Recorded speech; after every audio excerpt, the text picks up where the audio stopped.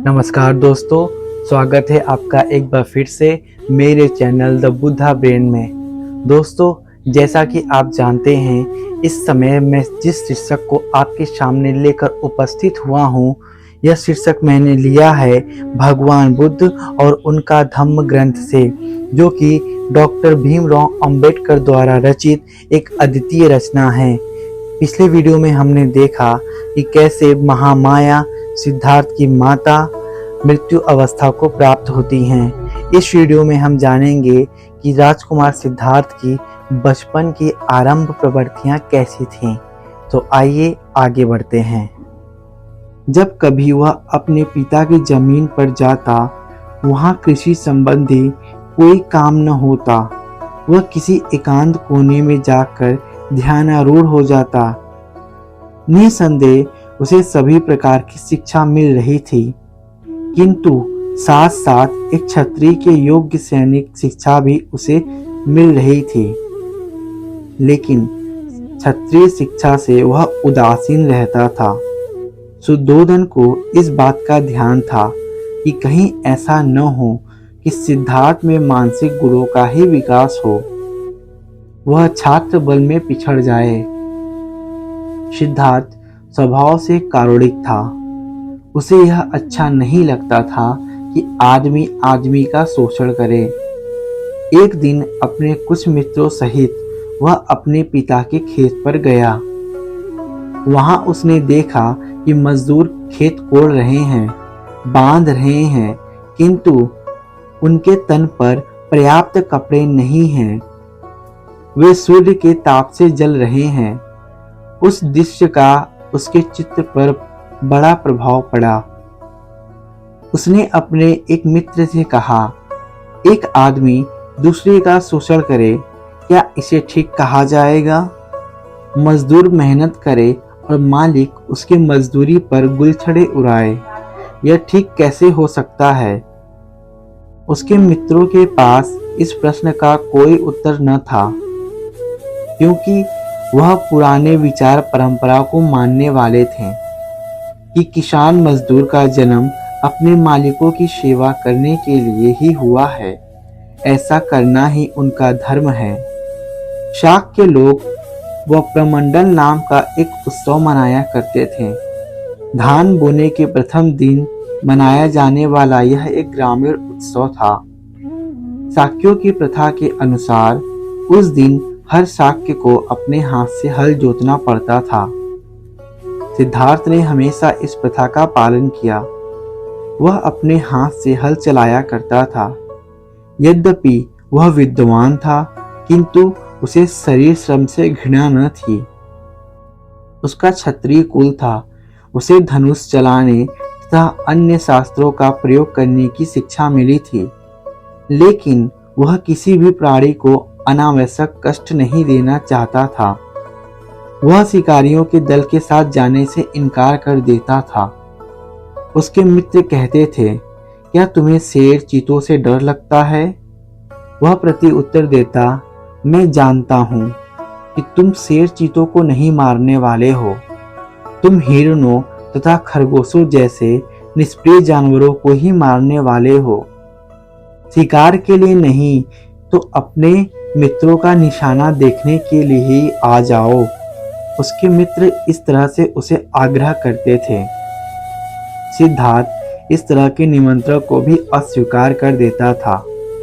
वे कहते थे, मैं निर्दोष प्राणियों के वध का साक्षी नहीं होना चाहता। उसकी इस प्रवृत्ति से प्रजापति गौतमी बड़ी चिंतित हो उठी। वह उससे तर्क करती, तुम भूल गए हो कि तुम एक क्षत्रिय कुमार हो। लड़ना तुम्हारा धर्म है। शिकार के माध्यम से ही युद्ध विद्या में निष्पाण हुआ जा सकता है, क्योंकि शिकार करके ही तुम ठीक ठीक निशाना लगाना सीख सकते हो। शिकार भूमि ही युद्ध भूमि का अभ्यास क्षेत्र है। सिद्धार्थ उसके उत्तर से संतुष्ट न होता।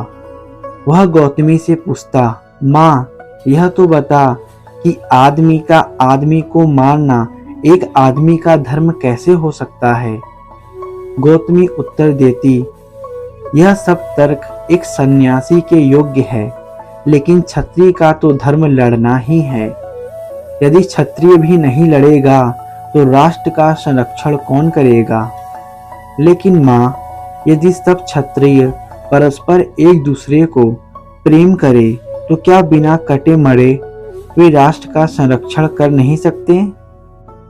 जब यह बात सिद्धार्थ के मुख से महाप्रजापति गौतमी सुनती तो वह निरुत्तर हो जाती। वह अपने साथियों को अपने साथ बैठकर ध्यान लगाने की प्रेरणा करता। वह उन्हें बैठने का ठीक ढंग सिखाता। वह उन्हें किसी एक विषय पर चित्त एकाग्र करना सिखाता। वह उन्हें परामर्श देता कि ऐसे ही भावनाओं की भावना करनी चाहिए कि मैं सुखी रहूं, मेरे संबंधी सुखी रहें और सभी प्राणी सुखी रहें। उसके मित्र उसकी बातों को महत्व नहीं देते थे, वे उस पर हंसते थे। वे आंखें बंद करते तो उनके चित्त के आगे उनका ध्यान एकाग्र न होता। उसके माता पिता को उसका यह ध्यान भूमिक होना अच्छा नहीं लगता था। उन्हें लगता था कि क्षत्रिय जीवन इसके सर्वथा प्रतिकूल है। सिद्धार्थ का विश्वास था कि योग्य भावनाओं पर चित्त एकाग्र करके हम अपनी मैत्री भावना को बहुत व्यापक बना सकते हैं। उसका कहना था कि सामान्य रूप से जब भी कभी हम प्राणियों के बारे में कुछ भी विचार करते हैं, हमारे मन में भेद विभेद घर कर जाते हैं। हम मित्रों को शत्रुओं से भिन्न कर लेते हैं। हम अपने पालतू पशुओं को मनुष्य से भिन्न कर लेते हैं। हम अपने मित्रों से प्रेम करते हैं और करते हैं अपने पालतू पशुओं से।